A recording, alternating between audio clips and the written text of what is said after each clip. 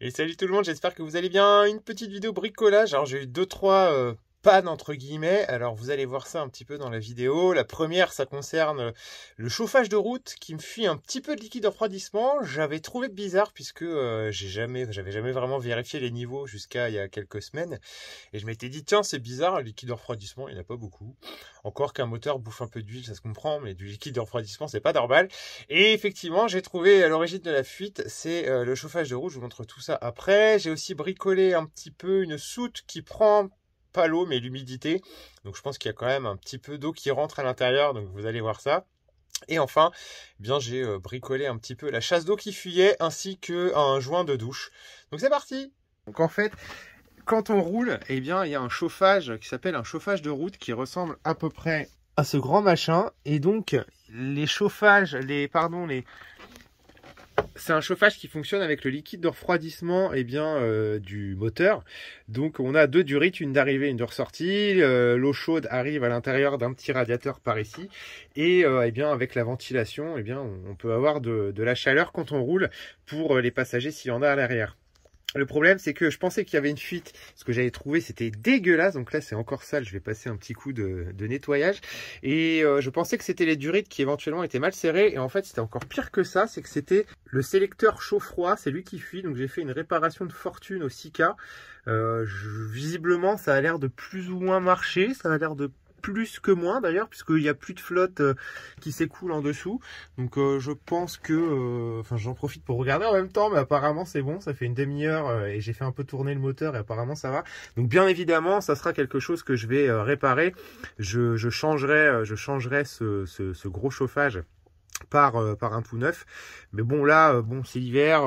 Moi personnellement j'aime bien bricoler, mais ça dépasse un peu mes compétences, puisqu'il faudrait dévisser ces deux durites pour les relier entre elles, au moins en attendant, pour que ça ne fuit plus. Et ça veut dire aussi plus de chauffage à l'arrière si jamais j'emmène quelqu'un. Et surtout ça veut dire qu'à mon avis le liquide de refroidissement va couler absolument partout.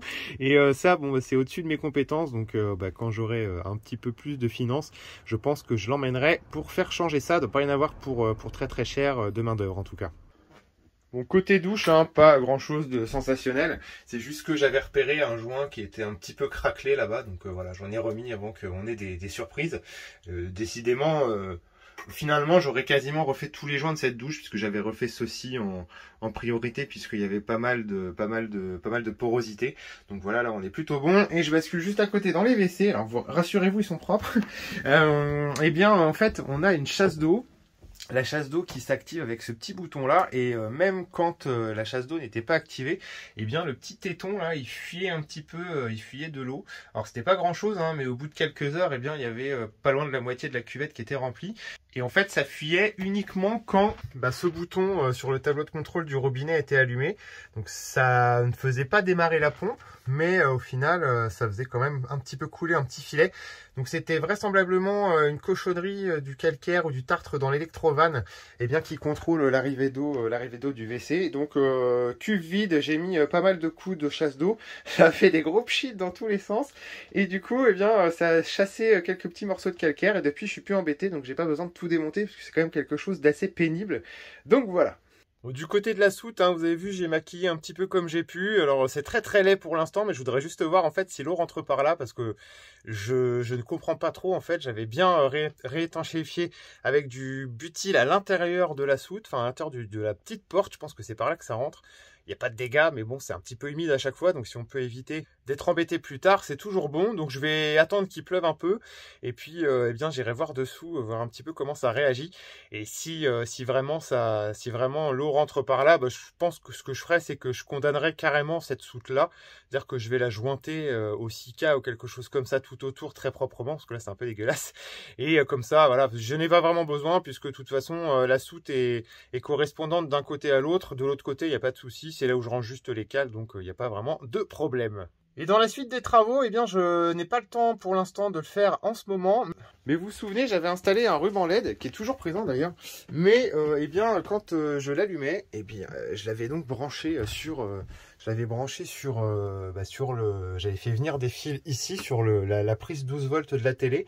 Et en fait, avec ces deux petits trucs là qui vont ensuite là-haut, quand j'allumais le panneau de contrôle, il mettait à peu près 40 secondes, voire 1 minute pour vraiment s'enclencher.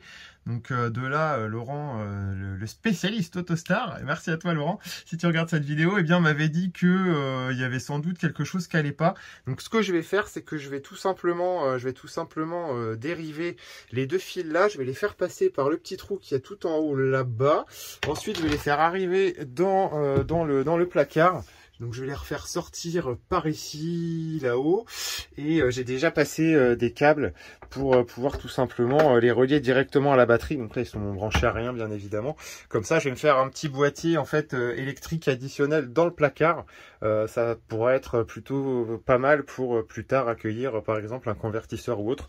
Il y a vraiment beaucoup de place dans ce placard, donc je pense que ça va être vraiment pas mal. Donc il faut que j'achète une boîte à fusibles et une boîte de dérivation pour et puis surtout de quoi connecter à la batterie. Sachant que la batterie, je vais très certainement la changer aussi dans quelques mois, parce qu'elle est un peu juste. C'est une 90 ampères-heure et c'est un peu juste, hein. Quand on est 2-3 jours en hiver, c'est un peu juste. Donc voilà, prochains travaux à venir. Bah, c'est tout pour cette vidéo, j'espère qu'elle vous aura plu. N'hésitez pas à laisser un petit like, à vous abonner à ma chaîne en activant la cloche et à me suivre aussi sur Instagram, Sadako Van Life. Quant à moi, je vous dis à la prochaine. Salut tout le monde!